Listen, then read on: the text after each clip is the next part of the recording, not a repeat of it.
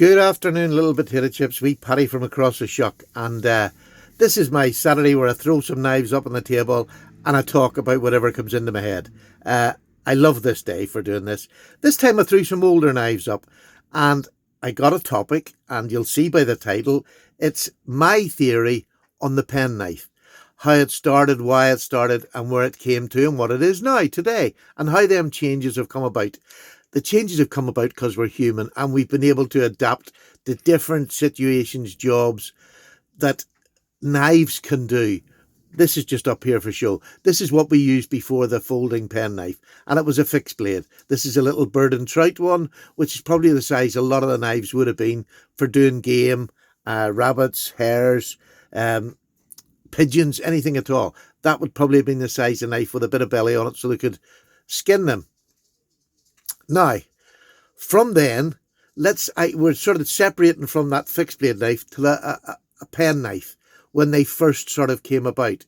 And they came about because there was a use for them. So somebody decided they were using feathers to write with. That was the common way to write something, was a feather, a quill. And they needed a pen. This was a bit cumbersome to do a big, a little feather's end to get the neat cuts and that in it. So they invented this. And this was what I would have called the first penknife. This is one of my oldest ones. I think this is from the 1800s. It's a beautiful, it was done in stag, which is so smooth now. Through sitting in somebody's pocket and somebody just rubbing this. It's beautiful. Tiny little, there's no maker's mark or anything on it because they wouldn't have done that in them days. You can still see the hammer marks in the bolster here.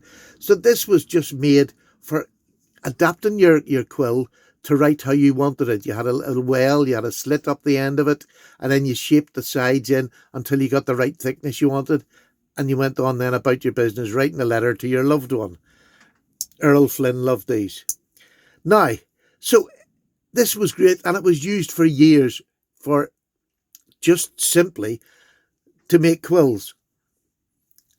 Now, to move on from that, and how this moved on to what is now the modern penknife as such, was once they started having a knife in their pocket for that reason, how many other uses would you have used for that knife that you didn't carry the fixed blade about with you when you're about your house or when you're in your place of work at the time? So they found if you're carrying a knife, you use a knife. So then they just adapted like we do now. We find something good in the knife industry and then everything changes with it. So then came the proper version of a penknife, which is a knife that has a blade coming from either end with a different purpose, usually a different purpose, not always. So they had their penknife still on there to make their quills because they lasted for years and years. And then they had a bigger knife because they found out this is a great wee knife, but it was just that little bit bigger. We could find use for it. So they made that bigger blade, and this was used for anything around the house. And this was kept sharp for your quill. A beautiful, the knives, then they started to make them ornate rather than just straight. You got the shields on them, and people would have had their initials on them, scraped onto them. But a beautiful little knife. This too is a nice old little knife, probably from the 19th century. And then we're coming up then into the 20th century, the early 20th century, maybe the last of the 19th. But then the penknives, now we didn't rely on quills so much. So these knives were not, this had already moved away from just a quill knife. So now we had knives that we just used for everyday use, and where the penknife really became the tool of choice. You know, any respectable person, they still had a small pen blade for those that still use quills. A lot of people couldn't afford any other instruments, but they had a thicker main blade. So this then became just a useful knife to have in your pocket.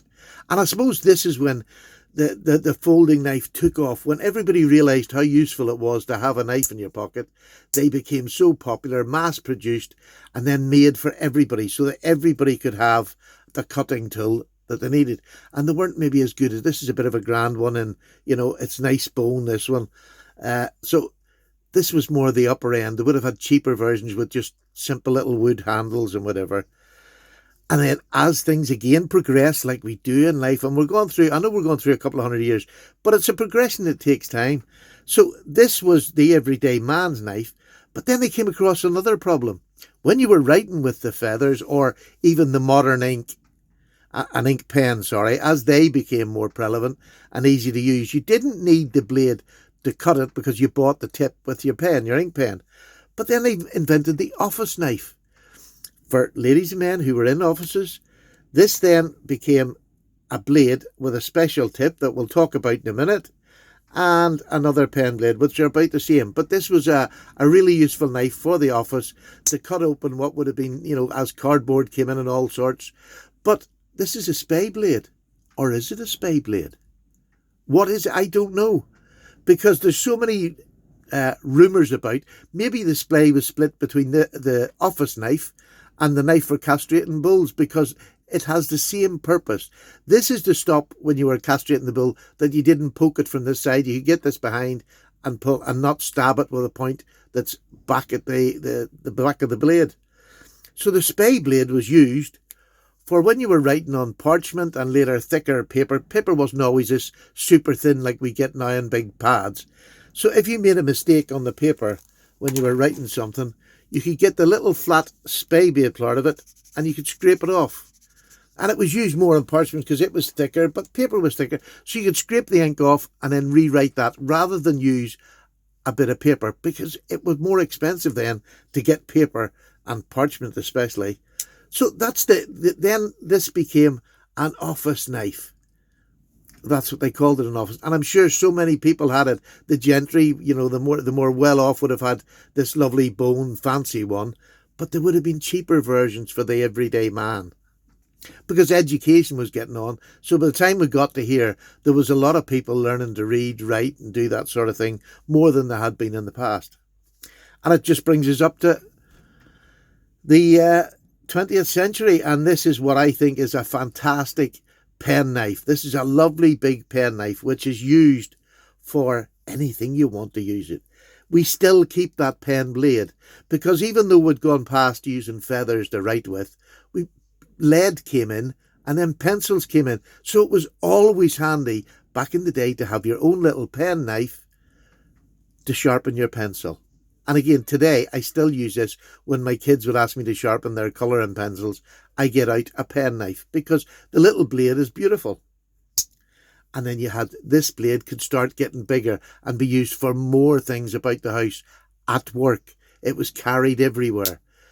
Became huge. Well, it came popular before this model, but the penknife became then the use of choice for most men. They had a penknife in their pocket. And I suppose that's where it sort of, the penknife changed from being a quill cutter to a penknife that became such, and don't forget, go back in the days, a penknife was so useful for years of not having them. When they got the penknife and found all the uses they could do it, if you're carrying it, you use it more.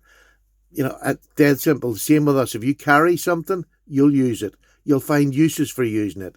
And that's where it just bloomed then and went into this huge industry we have now. Now, I'm going to show you a modern penknife. Although it's not a penknife, it's a jackknife, but to me, this is the modern secretary's knife, whatever you want to call it. And I think this, coming up to Christmas, and you got, maybe your children are working in offices and they don't carry pens. They don't see the need of it. My children do not like carrying pen knives, but this is a great office knife. This is a San Remo version of what I think is the modern pen knife. You've got a big blade, 12C27. I mean, these are cheap. This is San Remo. Boker make them. There's a lot of them. But San Remo make this pattern for a lot of different companies. They're a Chinese OEM. And that's where I got this from, was AliExpress. But they make these patterns for so many different companies. So you get Sandvik 12C27. Oh, you're not going to see that. 12C27. Fantastic, just knife for any use at all. But for opening envelopes, cutting up boxes, perfect. But the other nice part about it, and much like the sacks were, I suppose this is a less tooled up sack. You get a great big pair of scissors with these, which again, in an office, cutting around things to store or whatever, just an absolutely fantastic. And it's a slip joint, and it's UK legal. So your kids can throw this in their bag, in their pocket, going to work, or your wife or your husband, if they work in an office, a really budget version of an excellent knife that is used for a purpose. Used for a purpose, and even to have in your house, for your wife to have, she can go to a drawer, get a pair of scissors or a knife, whichever is, well, and if the husband's at home being a house husband, remember the house husband, this is just a great drawer knife, if not just an office knife. So that's my theory on the penknife. Is it okay? Did you accept it or do you disagree? The spay blade, was it first a spay blade and then an ink remover? Because they were, it was used for both things apparently. So let me know what you think.